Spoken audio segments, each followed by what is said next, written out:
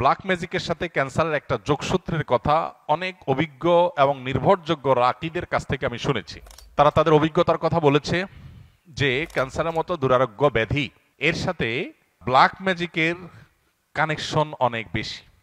রুকিয়া শরিয়ার সবচাইতে সহজ এবং স্বাভাবিক পন্থা হলো ডায়াগনোসিসের, যে কোরআনে কারিমের তেলাওয়াত, রুকিয়ার আয়াতগুলোর তেলাওয়াত এবং এ জাতীয় বিষয়াশয়গুলো যখন করা হয় তখন রোগী তার মধ্যে অবস্থার পরিবর্তন হয়, অস্থিরতা আর না হলে প্রশান্ত অনুভব করা, এগুলো দেখে মোটামুটি রাকিরা নিরূপণ করেন যে সে এফেক্টেড কিনা। আরো নানাবিধ উপায় আছে, এটা তার মধ্যে একটা। তো এই যে নাম বাপের নাম জেনে পুরা গোষ্ঠীর ডায়াগনোসিস করা, দূর থেকে শুধুমাত্র এই নাম দিয়া ডায়াগনোসিস করা, এটাকে রুকিয়া শরিয়ার সাথে জড়িত রাকিরা সঠিক বলেন না। এটা হলো একটা কথা। দ্বিতীয় কথা হলো যে আমরা আত্মরক্ষা কিভাবে করতে পারবো। আসুন্নাহ ফাউন্ডেশন থেকে ইনশাআল্লাহ আগামী সপ্তাহের মধ্যেই আশা করছি আমরা একটা লিফলেট আমরা প্রকাশ করব, যেটা আসুন্নাহ ফাউন্ডেশন অফিস থেকে সংগ্রহ করা যাবে বা অনলাইন থেকে আমাদের ওয়েবসাইটগুলো থেকে ডাউনলোড করে নামিয়ে নেওয়া যাবে। কেউ চাইলে ফ্রি সংগ্রহ করে বিতরণও করতে পারবে ইনশাআল্লাহ।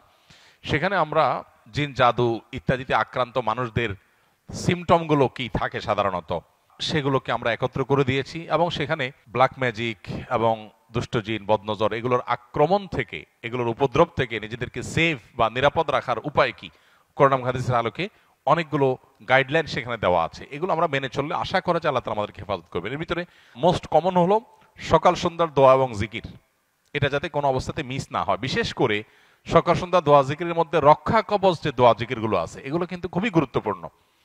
তিনকুল, বিসমিল্লাহিল্লাযী লা ইয়াদুররু মা ইসমিহি, তারপরে আপনার হাসবিয়াল্লাহু লা ইলাহা ইল্লাহু, আয়াতুল কুরসি, এই রক্ষা কবচ আমলগুলো বিশেষভাবে পালনীয় সকাল সন্ধ্যায়। এটা যদি নিয়মিত কেউ করে আল্লাহ তাআলা তাকে হেফাজত রাখবেন।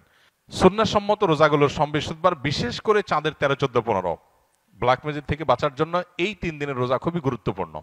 রোজা এখন ডাক্তাররাও রাখতে বলে, স্বাস্থ্যের জন্য ভালো, নবী সাল্লাল্লাহু আলাইহি ওয়াসাল্লাম বহু আগে বলে গেছেন। এখন সেটার নানা স্বাস্থ্যগত উপকারী দিকও আমরা জানতে পারছি। অতএব আইয়াম বীজের রোজাগুলো রাখলেও সেহের ইত্যাদি থেকে, ব্ল্যাক ম্যাজিক ইত্যাদি থেকে আল্লাহ তাআলা হেফাজত রাখবেন। তৃতীয়ত, বাসা বাড়িতে কোরআনে কারিমের তেলাওয়াত, এটার পরিমাণ আমাদের বাড়ানো দরকার। আমরা অনেকেই আছি বাসা বাড়িতে কোরআন তেলাওয়াত করি না, মোবাইলে ইউটিউবে সারাদিন আমরা এই ভিডিও সে ভিডিও দেখি, সেগুলোতে ব্যাকগ্রাউন্ডে মিউজিক বাজে, আমাদের খবরও নাই। যে বাসায় মিউজিক বাজবে সে বাসায় শয়তান আসবে, মানুষ এফেক্টেড হবে, নানাভাবে আক্রান্ত হবে, এটা খুব স্বাভাবিক। এই জন্য ওই পথগুলো বন্ধ করতে হবে। আর এই দিকে এসে কোরআনে কারিমের তেলাওয়াত বাড়াতে হবে। শুধু তেলাওয়াত না, সরবে তেলাওয়াত, উচ্চস্বরে তেলাওয়াত। উচ্চস্বরে বলতে চিৎকার চেঁচামেচি আমি বলছি না, যতটুকু শব্দ দিয়ে স্বাভাবিকভাবে তেলাওয়াত করা যায় বাসার বাড়িতে ততটুকু তেলাওয়াত, ততটুকু সরবে তেলাওয়াত। এটা আজকাল উঠে গেছে। যারা নিয়মিত তেলাওয়াত করেন তারাও আস্তে আস্তে তেলাওয়াত করেন, আর অনেকে বাসা বাড়িতে তেলাওয়াতই করেন না। তো এই কাজগুলো আমাদের নিয়মিত করা দরকার। এর বাইরে আরো বেশ অনেকগুলো গাইডলাইন দেওয়া আছে আমাদের ওই লিফলেটে। ইনশাআল্লাহ লিফলেটটা আপনার আগামী সপ্তাহ থেকে আশা করি পেয়ে যাবেন। আল্লাহ তাআলা আমাদের সবাইকে এ জাতীয় সব অসুবিধা থেকে, দুরারোগ্য ব্যাধি থেকে, মুসিবত থেকে হেফাজত রাখুন।